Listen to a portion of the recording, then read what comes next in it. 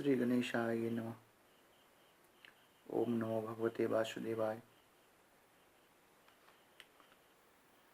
पिछली बार आपने सुना देवर्षि नारद की भक्ति से भेंट।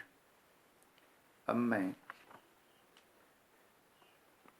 श्रीमद् भागवत महात्म्य का दूसरा अध्याय सुना रहा हूँ। ध्यान से सुने।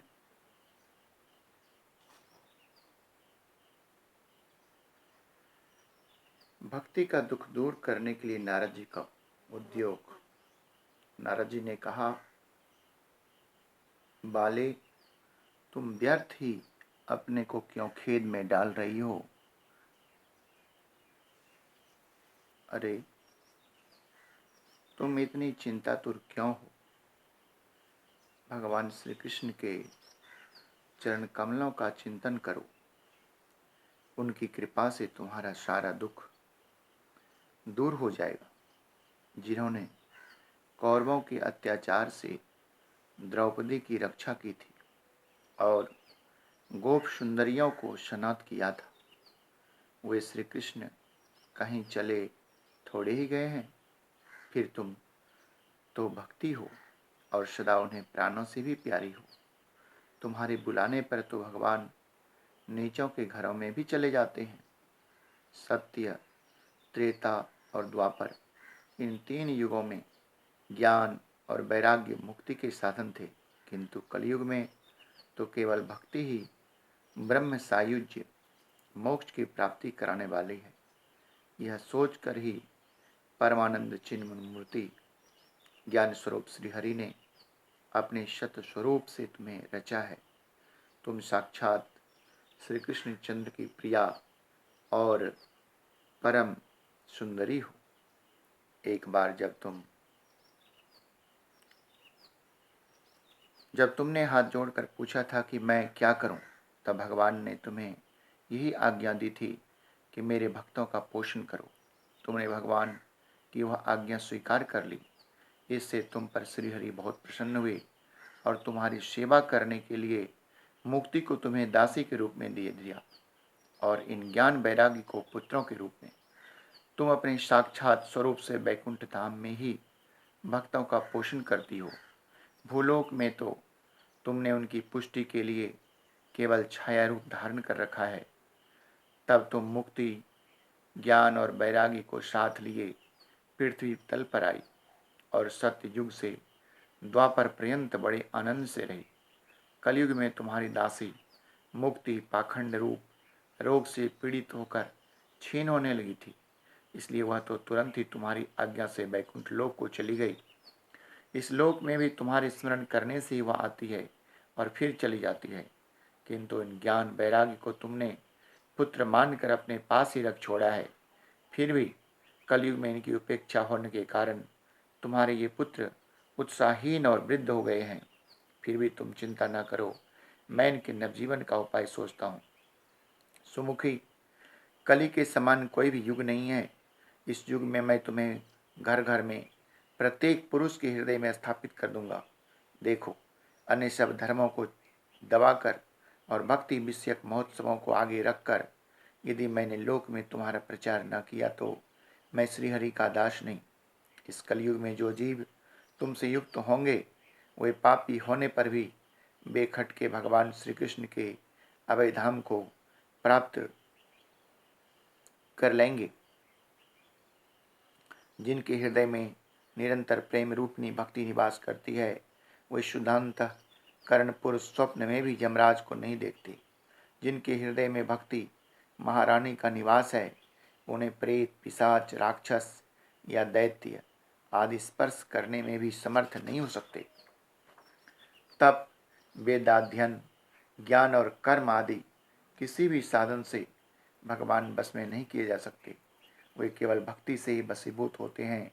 इसमें श्री गोपीजन प्रमाण है। मनुष्यों का सहस्त्रों जन्म के पुण्य प्रताप से भक्ति में अनुराग होता है। कलयुग में केवल भक्ति ही सार है। भक्ति से ही साक्षात श्री कृष्ण भगवान सामने उपस्थित हो जाते हैं।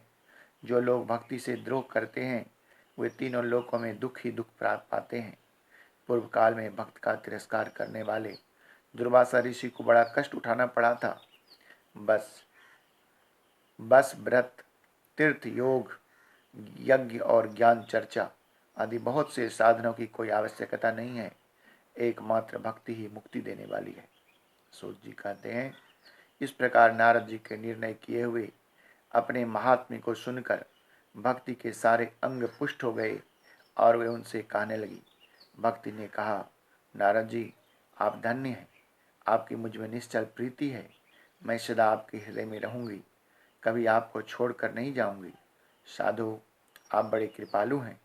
आपने क्षण भर में ही मेरा सारा दुख दूर कर दिया, किंतु अभी मेरे पुत्र में चेतना नहीं आई है। आप इन्हें शीघ्र ही सचेत कर दीजिए, जगा दीजिए। सूत जी कहते हैं, भक्ति की ये वचन सुनकर नारद जी को बड़ी करुणा आई और वे उन्हें हाथ से हिला डुला कर जगाने लगे। फिर उनके कान के पास मुंह लगाकर जोर से कहा, ओ ज्ञान, जल्दी जग पड़ो। ओ वैराग्य, जल्दी जग पड़ो। फिर उन्होंने वेद ध्वनि, वेदांत घोष और बार बार गीता पाठ करके उन्हें जगाया। इससे वे जैसे तैसे बहुत जोर लगाकर उठे, किंतु आलस्य के कारण वे दोनों जम्हाई लेते रहे। नेत्र उघाड़ कर देख भी नहीं सकते। उनके बाल बगुलों की तरह सफ़ेद हो गए थे। उनके अंग प्रायः सूखे काठ के समान निस्तेज और कठोर हो गए थे। इस प्रकार भूख प्यास के मारे अत्यंत दुर्बल होने के कारण उन्हें फिर सोते देख नारद जी को बड़ी चिंता हुई और वे सोचने लगे, अब मुझे क्या करना चाहिए। इनकी यह नींद और इससे भी बढ़कर इनकी वृद्धावस्था कैसे दूर हो। शौनक जी इस प्रकार चिंता करते करते हुए भगवान का स्मरण करने लगे। उसी समय यह आकाशवाणी ही हुई कि हे मुनि, खेद मत करो, तुम्हारा ये योग निसंदेह सफल होगा। देवर्षि, इसके लिए तुम एक सत्कर्म करो। वह कर्म तुम्हें संत शिरोमणि महानुभाव बताएंगे। उस सत्कर्म का अनुष्ठान करते ही क्षण भर में इसकी नींद और वृद्धावस्था चली जाएंगी तथा सर्वत्र भक्ति का प्रसार होगा। यह आकाशवाणी वहां सभी को साफ साफ सुनाई दी। इससे नारद जी को बड़ा विस्मय हुआ और वे कहने लगे, मुझे तो इसका कुछ आज से समझ में नहीं आया। नारद जी बोले, इस आकाशवाणी ने भी गुप्त रूप में ही बात कही है। यह नहीं बताया कि वह कौन सा साधन किया जाए जिससे इनका कार्य सिद्ध हो। वे संत न जाने कहाँ मिलेंगे और किस प्रकार उस साधन को बताएंगे। अब आकाशवाणी ने जो कुछ कहा है उसके अनुसार मुझे क्या करना चाहिए। सूत जी कहते हैं, शौनक जी, तब ज्ञान वैराग्य दोनों को वहीं छोड़कर नारद मुनि वहां से चल पड़े और प्रत्येक तीर्थ में जा जाकर मार्ग में मिलने वाले मुनीश्वरों से वह साधन पूछने लगे। उनकी इस बात को सुनते तो सब थे, किंतु उसके विषय में कोई कुछ भी निश्चित उत्तर नहीं देता। किन्हीं ने उसे असाध्य बताया, कोई बोले इसका ठीक ठीक पता लगाना ही कठिन है। कोई सुनकर चुप रह गए और कोई कोई तो अपनी अवज्ञा होने की वजह से बात को टाल टूल कर खिसक गए। तब प्रेम रस प्रवाहित त्रिलोकी में महान आश्चर्यजनक हाहाकार मच गया। लोग आपस में कानाफूसी करने लगे। भाई, जब वेद ध्वनि, वेदांत घोष और बार बार गीता पाठ सुनने पर भी भक्ति, ज्ञान और वैराग्य तीनों नहीं जगाए जा सके, तब और कोई उपाय नहीं है। स्वयं योगी राज नारद को भी जिसका ज्ञान नहीं है उसे दूसरे संसारी लोग कैसे बता सकते हैं। इस प्रकार जिन जिन ऋषियों से इसके विषय में पूछा गया उन्होंने निर्णय करके यही कहा, यह बात दुसाधी है। तब नारद जी बहुत चिंतातुर हुए और बद्री वन में आए। ज्ञान वैराग्य को जगाने के लिए वहां उन्होंने यह निश्चय किया कि मैं तप करूंगा। इसी समय उन्हें अपने सामने करोड़ों सूर्यों के समान तेजस्वी सनकादि मुनीश्वर दिखाई दिए। उन्हें देखकर वे मुनिश्रेष्ठ कहने लगे। नारद जी ने कहा, महात्माओं, इस समय बड़े भाग्य से मेरा आप लोगों के साथ समागम हुआ है। आप मुझ पर कृपा करके शीघ्र ही वह साधन बताइए। आप सभी लोग बड़े योगी, बुद्धिमान और विद्वान हैं। आप देखने में 5-5 वर्ष के बालक से जान पड़ते हैं, किंतु हैं पूर्वजों के भी पूर्वज। आप लोग सदा बैकुंठ धाम में निवास करते हैं, निरंतर हरि कीर्तन में तत्पर रहते हैं। भगवत लीलामृत का रसा स्वादन कर सदा उसी में उन्मत्त रहते हैं और एकमात्र भगवत कथा ही आपके जीवन का आधार है। हरि शरणम, भगवान ही हमारे रक्षक हैं। यह वाक्य मंत्र सर्वदा आपके मुख में रहता है। इसी से काल प्रेरित वृद्धावस्था भी आपको बाधा नहीं पहुंचाती। पूर्व काल में आपकी भ्रूभंग मात्र से भगवान विष्णु के द्वारपाल जय और विजय तुरंत पृथ्वी पर गिर गए थे और फिर आपकी ही कृपा से वे पुनः वैकुंठ लोक पहुंच गए। धन्य है, इस समय आपका दर्शन बड़े सौभाग्य से ही हुआ है। मैं बहुत दीन हूँ और आप लोग स्वभाव से ही दयालु हैं, इसलिए मुझ पर आपको अवश्य कृपा करनी चाहिए। बताइए, आकाशवाणी ने जिसके विषय में कहा है वह कौन सा साधन है और मुझे किस प्रकार उसका अनुष्ठान करना चाहिए? आप इसका विस्तार से वर्णन कीजिए। भक्ति, ज्ञान और वैरागी को किस प्रकार सुख मिल सकता है और किस तरह इनकी प्रेम पूर्वक सब वर्णों में प्रतिष्ठा की जा सकती है? शनकादि ने कहा, देवर्षि, आप चिंता न करें, मन में प्रसन्न हों। इनके उद्धार का एक सरल उपाय पहले से ही विद्यमान है। नारद जी, आप धन्य हैं, आप विरक्तों के शिरोमणि हैं, श्री कृष्ण दासों के शाश्वत पथ प्रदर्शक एवं भक्ति योग के भास्कर हैं। आप भक्ति के लिए जो उद्योग कर रहे हैं, यह आपके लिए कोई आश्चर्य की बात नहीं समझनी चाहिए। भगवान के भक्त के लिए तो भक्ति की सम्यक स्थापना करना सदा उचित ही है। ऋषियों ने संसार में अनेकों मार्ग प्रकट किए हैं, किंतु वे सभी कष्ट साध्य हैं और परिणाम में प्रायः स्वर्ग की ही प्राप्ति कराने वाले हैं। अभी तक भगवान की प्राप्ति कराने वाला मार्ग तो गुप्त ही रहा है। उसका उपदेश करने वाला पुरुष पराया भाग्य से ही मिलता है। आपको आकाशवाणी ने जिस सत्कर्म का संकेत किया है उसे हम बतलाते हैं। आप प्रसन्न और समाहित चित्त होकर सुनिए। नारद जी, द्रव्य यज्ञ, तपो यज्ञ, योग यज्ञ और स्वाध्याय रूप ज्ञान यज्ञ, ये सब तो स्वर्ग आदि की प्राप्ति करने वाले कर्म की ही ओर संकेत करते हैं। पंडितों ने ज्ञान यज्ञ को ही सत्कर्म, मुक्तिदायक कर्म का सूचक माना है। वह श्रीमद् भागवत का पारायण है, जिसका गान सुकादि महानुभावों ने किया है। उसके शब्द सुनने से भक्ति, ज्ञान और वैरागी को बड़ा बल मिलेगा। इससे ज्ञान वैरागी का कष्ट मिट जाएगा और भक्ति को आनंद मिलेगा। सिंह की गर्जना सुनकर जैसे भेड़िए भाग जाते हैं, उसी प्रकार श्रीमद् भागवत की ध्वनि से कलयुग के सारे दोष नष्ट हो जाएंगे।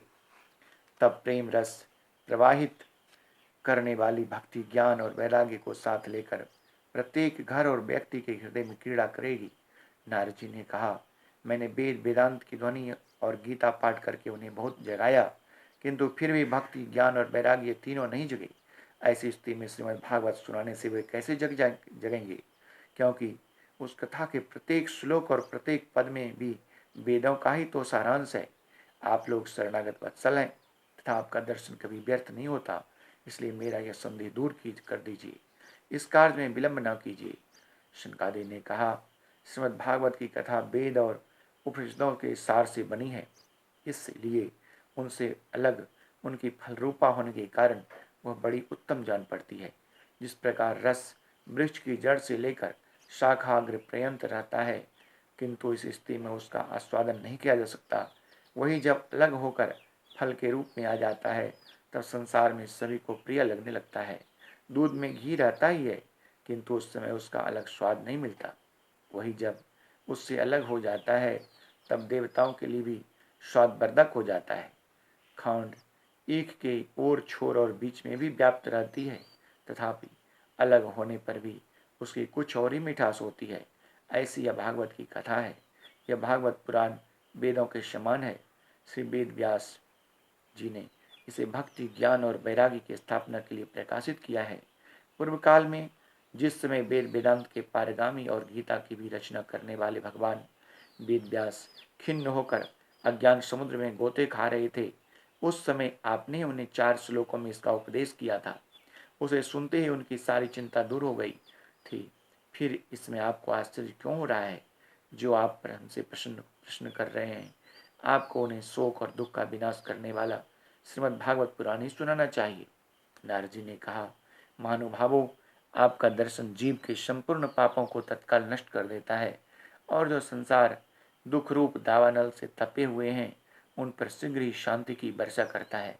आप निरंतर शेष जी के शस्त्र मुखों से गाए हुए भगवत कथामृत का ही पान करते रहते हैं।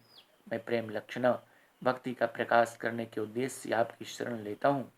जब अनेकों जन्मों के संचित पुण्य पुंज का उदय होने से मनुष्य को सत्संग मिलता है, तब वह उसके अज्ञान जनित मोह और मद रूप अंधकार का नाश करके विवेक उदय होता है। श्रीमद् भागवत महात्मा की जय। फिर अगले में प्रकरण में भक्ति के कष्ट की निवृत्ति तृतीय अध्याय के बारे में कहूँगा।